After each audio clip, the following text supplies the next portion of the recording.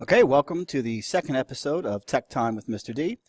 This one's going to be hopefully a fairly quick walkthrough slash refresher on how to take attendance in Powerschool. So we have the first day of school coming up next week on Wednesday. So we're all going to want to start off the year right and take attendance. So this is how you do it. So most of you should be familiar with the sign-in page for Powerschool, the teacher sign-in page. If you do not have the link or need to save it to a different computer or whatever, I have included it in the email I sent with the link to this video. I also will include the link to the teacher sign-in page in the description of the video. So when you get to this page, you are going to sign in.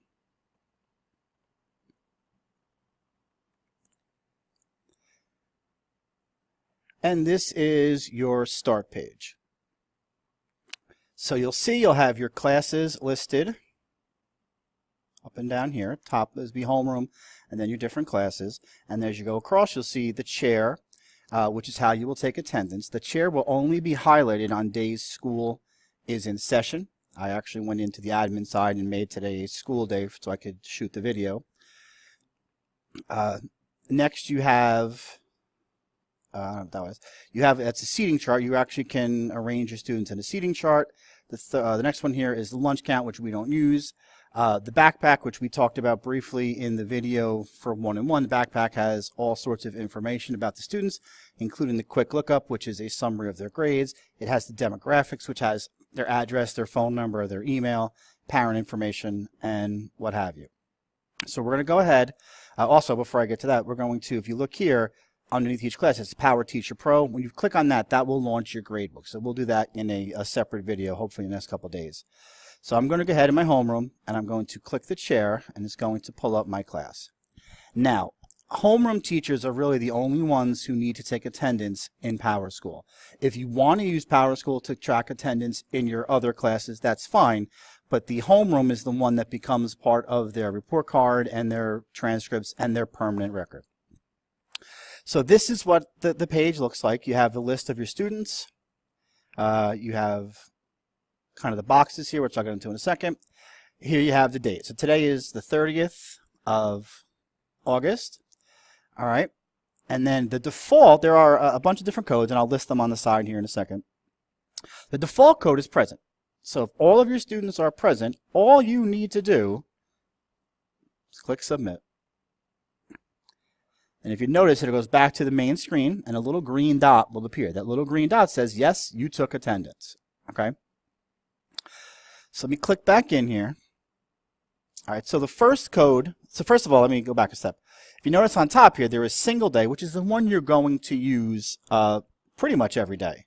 There's also multi-day, which allows you to kind of get a week view of the student's attendance. Then there's the seating chart. So I don't have a seating chart set up. If you set up a seating chart within Powerschool here, you can take attendance from the seating chart. And then there's actually one here. You can actually design your own seating chart. So again, I've never done that.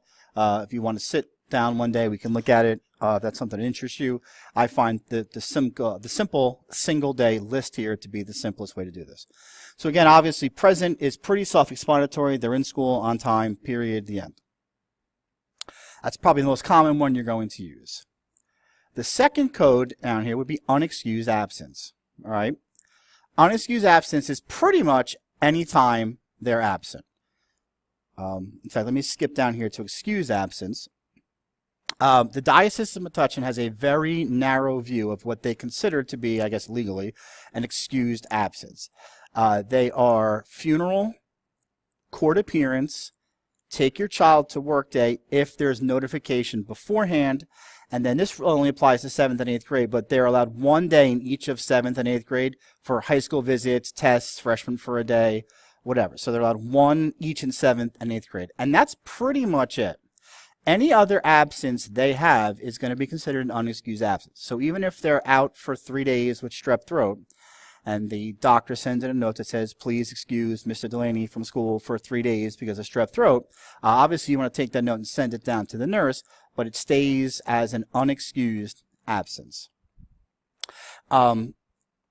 Next, we would have early dismissal. If a student leaves early before 2 o'clock, you'd want to go in and enter that. This one is tricky because a lot of times they leave during lunch, or they leave and we get busy and we forget to enter it.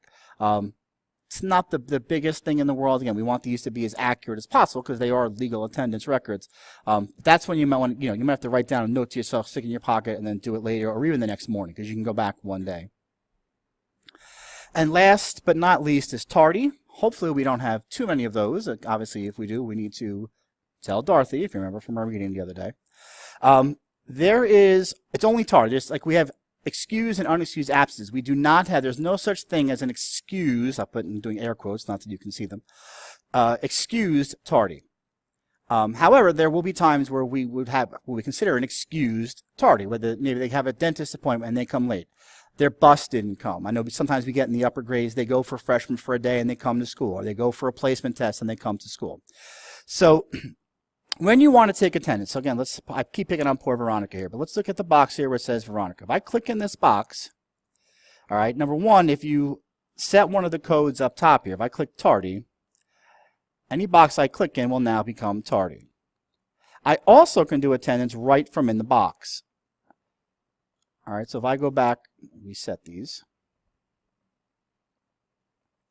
If I go and set this to present, that's the default. But then I can click in each individual box, and from Veronica's box, I can change it to unexcused absence. And Ryan, I can change to tardy. And Michael, I can change to early dismissal, and so on.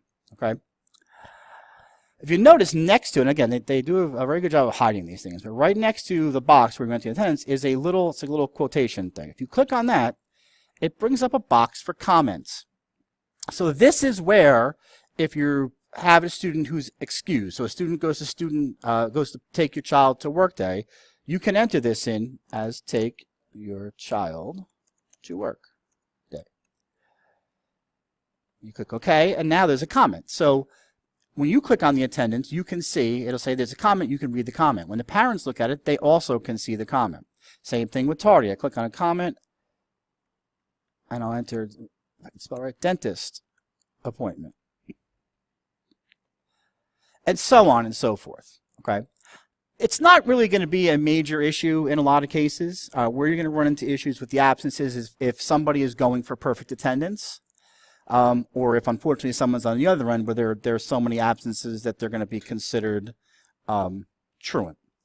The same thing with tardies. Okay, obviously they have a dentist appointment, they're coming from high school, it's not something that it's a disciplinary issue, so you want to make sure you put a note of that so you can keep track of that.